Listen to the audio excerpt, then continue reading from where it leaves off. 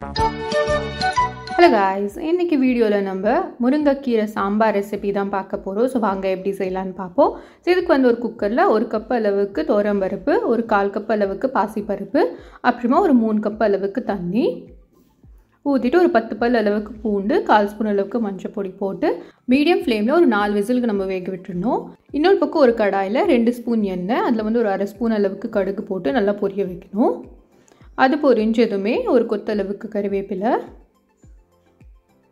அப்புறமா கொஞ்சோண்டு பெருங்காயம், ஒரு வெங்காயம், அப்புறம் ஒரு 2 காஞ்ச மிளகாய் கிள்ளி போட்டுக்கோங்க. போட்டு நல்லா வதக்கணும். ஸோ இந்த வெங்காயம் கொஞ்சம் வதங்கின உடனே இதில் ஒரு தக்காளி நான் போட்டுக்கிறேன்.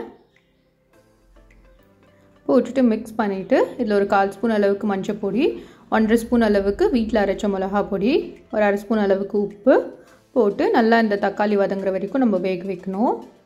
இப்போ தக்காளியெல்லாம் நல்லா வதங்கிடுச்சு. இப்போது நம்ம வேக வச்ச பருப்பு இருக்கு இல்லையா, அது இதில் ஊற்றிக்கணும். ஸோ அந்த குக்கரை ஒரு 1/2 கிளாஸ் அளவுக்கு தண்ணி ஊற்றி அலசி அப்படியே ஊற்றிக்கோங்க.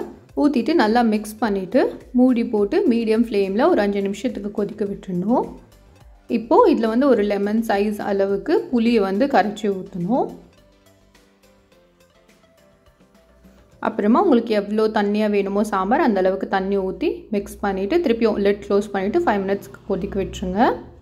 இப்போ கடைசியாக ஒரு 2 கைப்பிடி அளவுக்கு முருங்கைக்கீரை ஒன்று பாதியமாக நான் கட் பண்ணி போட்டிருக்கேன்.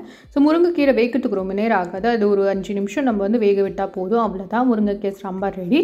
உங்கள் வீட்டில் ட்ரை பண்ணி பார்த்து எப்படி இருந்துச்சுன்னு கீழே கமெண்ட் செக்ஷனில் சொல்லுங்கள். தேங்க்ஸ் ஃபார் வாட்சிங்.